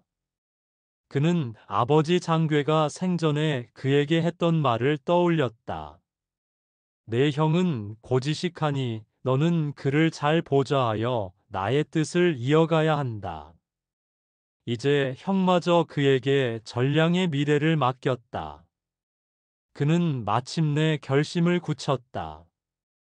아버지와 형님의 유지를 받들어 내가 마땅히 이 중대임을 맡아야 한다.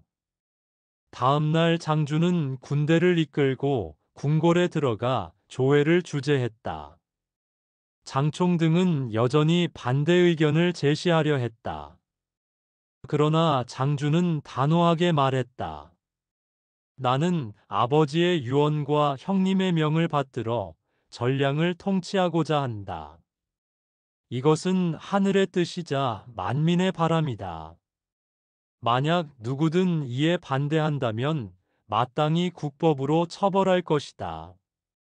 그의 엄숙한 태도와 확고한 결의에 반대파들은 감히 더 이상 목소리를 내지 못했다.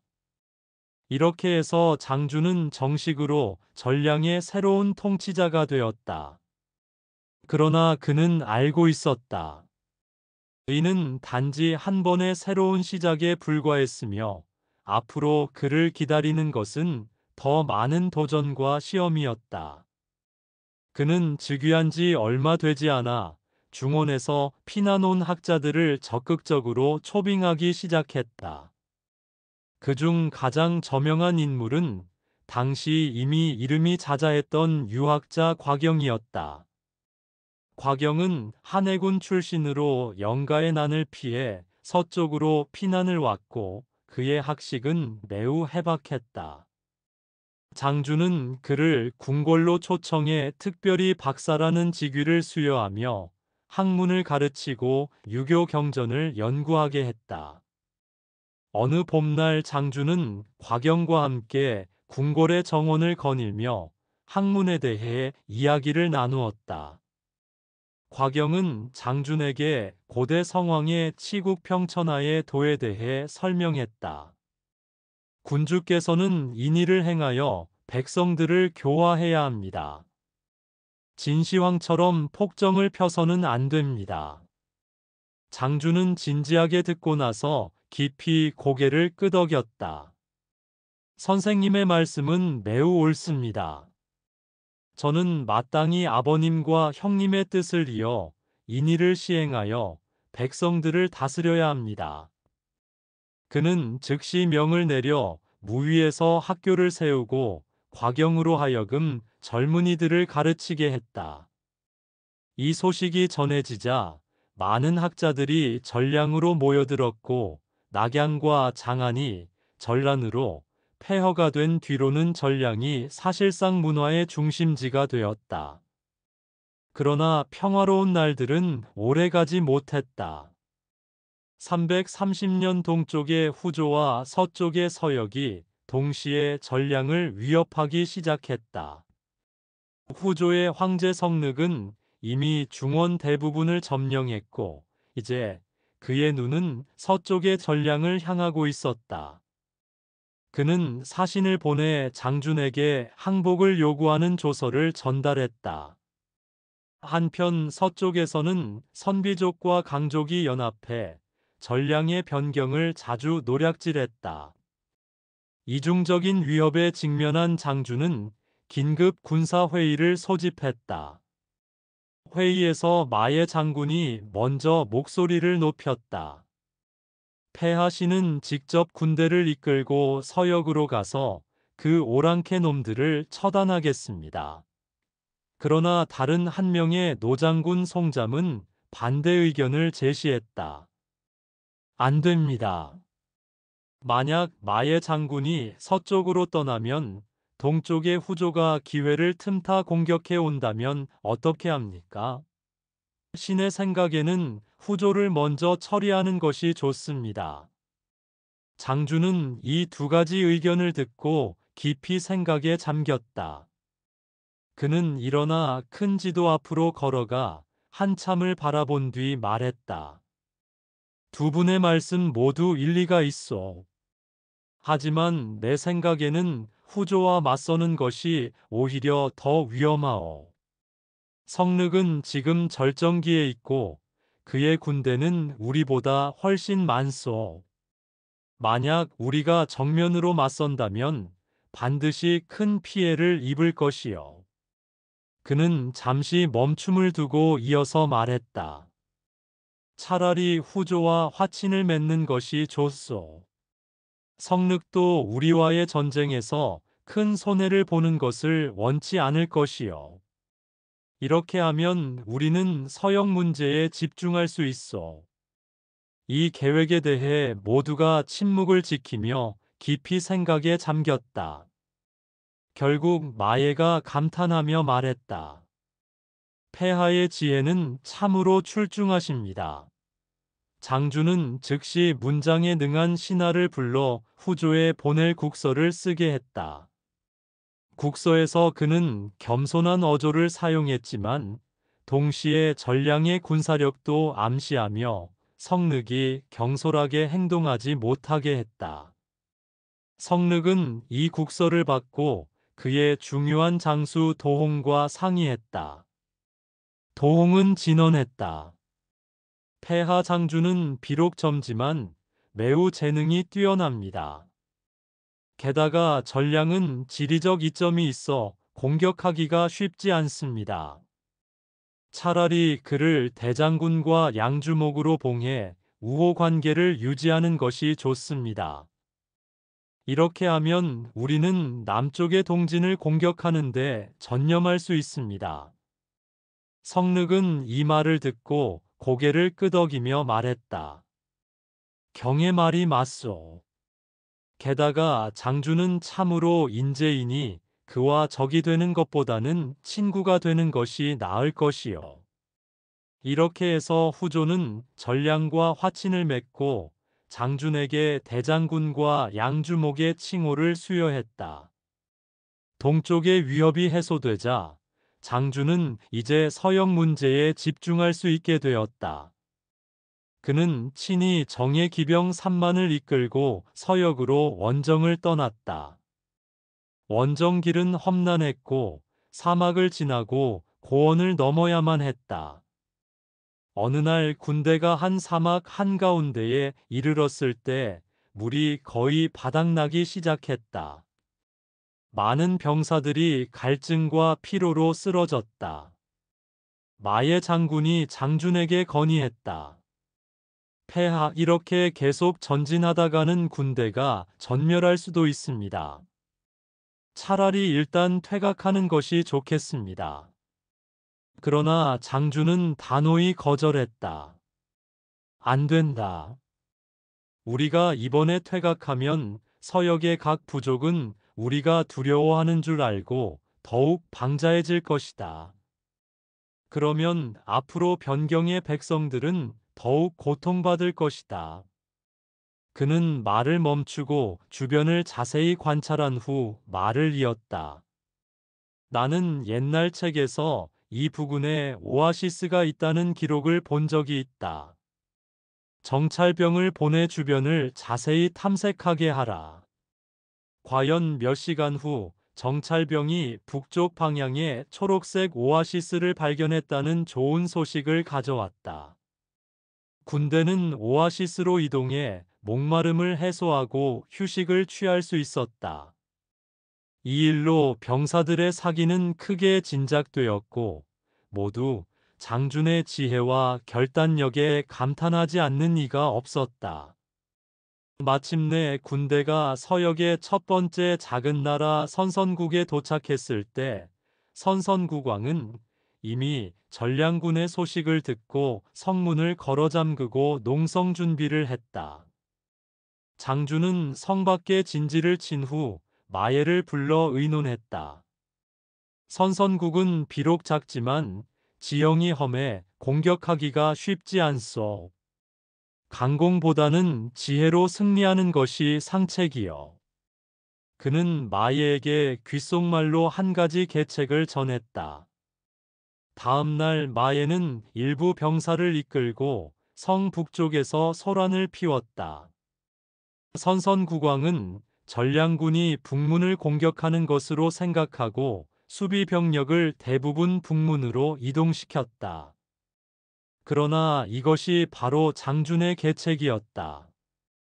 그는 정예 부대를 이끌고 성 남쪽을 기습해 방비가 취약한 남문을 쉽게 함락시켰다.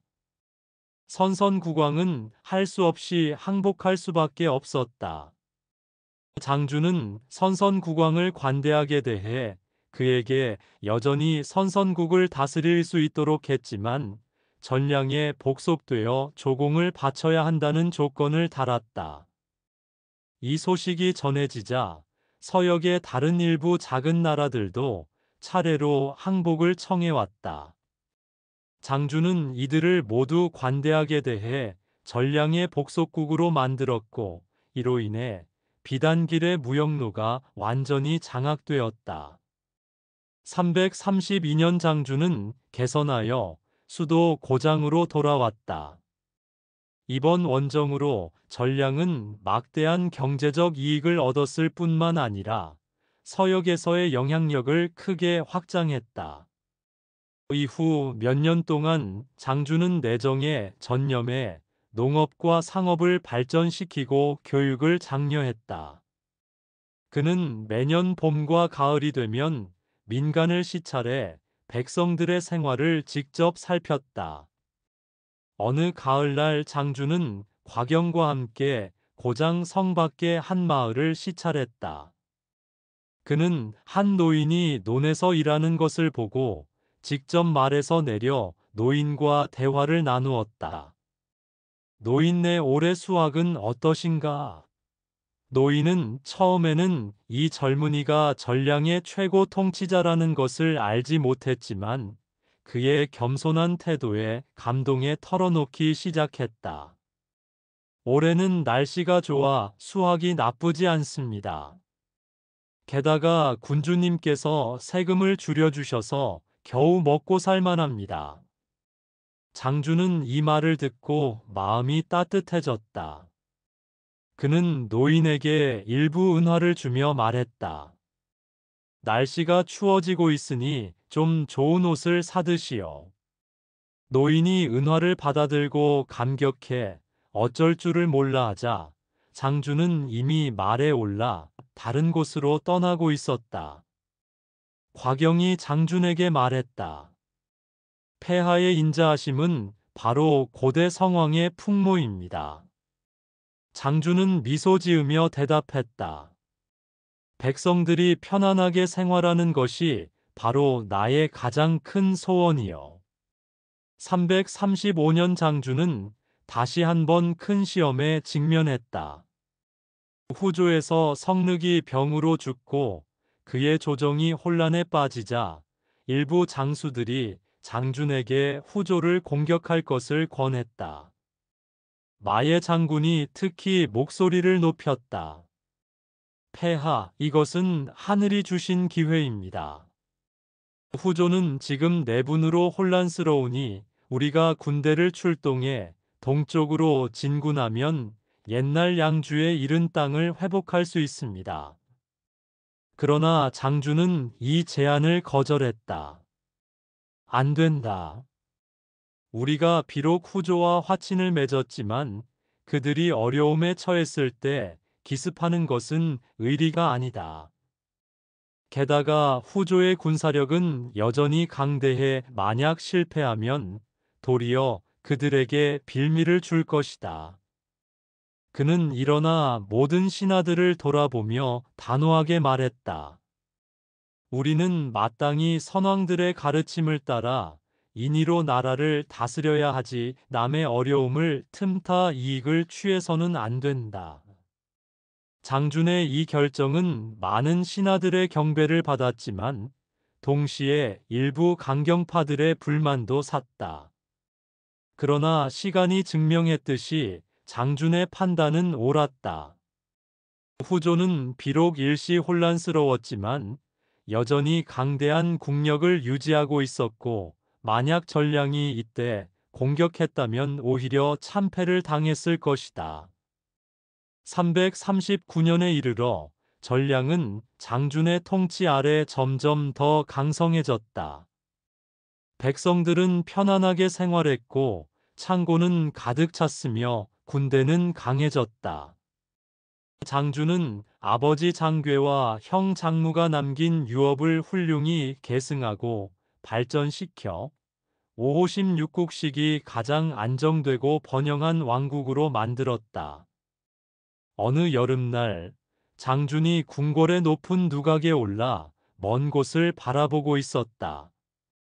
그의 시선은 먼 동쪽을 향해 있었고 그의 마음속에는 이미 더 큰 그림이 그려지고 있었다. 그는 자신의 임무가 아직 끝나지 않았음을 알았다.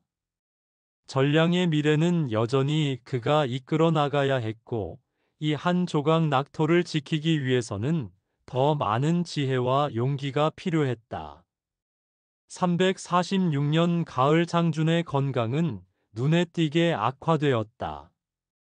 오랜 통치 기간 동안의 고된 노고가 그의 몸을 서서히 갉아먹었고 이제 그는 침상에 누워 자신의 시간이 얼마 남지 않았음을 느꼈다. 궁궐 깊숙한 침실 안에는 무거운 침묵이 맴돌았고 약 냄새가 공기 중에 스멀스멀 퍼져나왔다. 장주는 힘겹게 눈을 떠 자신의 측근이자 가장 신뢰하는 신하인 사안을 바라보았다.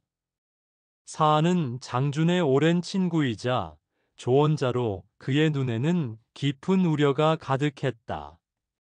폐하 몸조리 잘하십시오. 전량의 백성들이 아직 폐하를 필요로 합니다. 장준은 희미한 미소를 지으며 고개를 저었다. 내 시간은 이제 다 됐다. 앞으로는 중화를 잘 보필해 다스려야 한다. 그의 목소리는 매우 약했지만 그 말 한마디 한마디에는 무게가 실려 있었다. 장준은 마지막 힘을 다해 아들 장중화를 불렀다.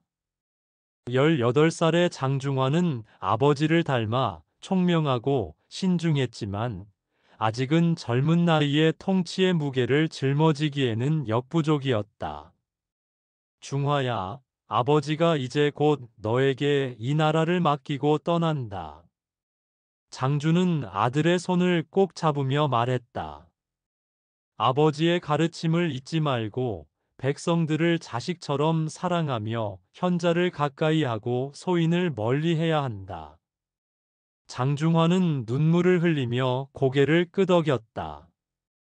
아버지의 말씀 꼭 마음에 새기겠습니다.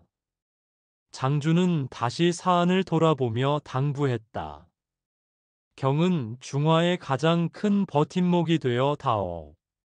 내가 떠난 후에는 반드시 그를 잘 보필하여 전량의 대업을 지켜다오. 사안은 무릎을 꿇고 엄숙하게 맹세했다. 폐하의 명을 받들어 신은 목숨을 다해 장중화 전하를 보필하겠습니다. 그해 겨울 장주는 마지막 숨을 내쉬었다. 그의 죽음은 전량에 거대한 공백을 남겼고 백성들은 이 현명한 통치자를 잃은 것을 깊이 애도했다. 장중화는 아버지의 유지를 이어 전량의 새로운 통치자가 되었다. 비록 젊었지만 그는 아버지의 가르침을 잘 따르고 사안 등 노신들의 보좌를 받아 나라를 잘 다스렸다. 장중화의 통치 기간 동안 전량은 여전히 번영을 유지했고 백성들은 평화로운 삶을 누릴 수 있었다. 그러나 이러한 평화로운 날들은 오래가지 못했다. 353년 장중화도 아버지를 따라 갑자기 세상을 떠났고 그의 어린 아들 장야령이 뒤를 이었다. 문제는 장야령이 너무 어려서 스스로 국정을 처리할 수 없었고 이로 인해 전량 조정은 점차 혼란에 빠지기 시작했다. 장야령의 삼촌인 장조는 야심을 품고 권력을 잡기 시작했다. 그는 먼저 사안을 비롯한 충신들을 조정에서 멀리하게 했고 점점 자신의 세력을 키워나갔다. 사안은 여러 번 장조의 야망을 간파하고 그를 경계하라고 장야령에게 경고했지만 어린 군주는 장조의 꼭두각시에 불과했다. 결국 355년 장조는 쿠데타를 일으켜 장야령을 폐위하고 스스로 전량의 통치자가 되었다. 그러나 그의 통치는 오래가지 못했다. 장조의 폭정과 무능으로 전량의 국력은 빠르게 쇠퇴했고 백성들은 점점 불만을 품기 시작했다. 363년 장준의 다른 아들인 장현정이 또 한 번 쿠데타를 일으켜 장조를 죽이고 스스로 통치자가 되었다. 이러한 내부의 권력 다툼은 전량의 국력을 심하게 약화시켰고 정치적 혼란은 극에 달했다. 이 시기 중원에서는 새로운 강자가 등장하고 있었다. 전진의 부견은 뛰어난 군사적 재능과 정치적 수완으로 북방을 빠르게 통일하고 있었다. 부견은 인재를 중시하고 백성들을 어질게 다스려 나라를 강성하게 만들었고 그의 눈은 이제 서쪽의 전량을 향하고 있었다. 376년 봄 부견은 마침내 대규모 군대를 이끌고 전량을 공격했다. 당시 전량의 통치자는 장천석이었지만 그의 통치는 이미 매우 불안정한 상태였다. 장천석은 부견의 군대가 쳐들어온다는 소식을 듣고 긴급히 군사회의를 소집했다. 회의장에서는 의견이 분분했다. 일부 장수들은 결사항전을 주장했지만 다른 일부 사람들은 이미 싸울 힘이 없다고 생각했다. 장천석의 측근인 조량은 그에게 진언했다. 폐하 현재 우리의 상황으로는 전진의 대군을 막아내기 어렵습니다. 차라리 항복하는 것이 상책입니다. 장천석은 이 말을 듣고 크게 노했지만 마음속으로는 조량의 말이 옳다는 것을 알았다. 수년간의 내분으로 전량의 군대는 이미 심하게 약화되었고 백성들의 사기도 떨어져 있었다. 결국 부견의 군대가 수도 고장에 접근하자 장천석은 할 수 없이 항복을 선택했다. 그는 백관을 이끌고 성문을 열고 나와 부견에게 항복했다. 부견은 장천석을 관대하게 대해 그에게 일정한 지위와 복록을 주었다. 이로써 301년부터 376년까지 총 76년간 존속했던 전량은 멸망했다. 전량이 비록 멸망했지만 그들이 혼란한 556국 시대의 한족 문화를 보존하고 발전시킨 업적은 역사에 깊은 의미를 남겼다. 장괴, 장모, 장준 3부자가 걸쳐 이룩한 문화적 유산은 후세에 깊은 영향을 미쳤다. 그들은 중원의 한족 문화를 서역으로 전파하는 중요한 역할을 했으며, 이는 훗날 동진과 북위가 중국을 통일하는 데 큰 영향을 미쳤다. 전량의 마지막 신하 사안은 나라가 망한 후 은거 생활을 선택했지만, 그는 죽는 날까지 장준 부자가 전량을 위해 쏟은 노력을 잊지 못했다. 그는 매년 장준의 제사일이 되면 그를 추모하며 전량이 한때 이 땅에 존재했던 가장 아름다운 나라 중 하나였다고 말했다. 비록 전량은 역사의 한 페이지로 사라졌지만 그들이 문화 보존과 발전에 기여한 공적은 영원히 사람들의 마음속에 남아 있을 것이다.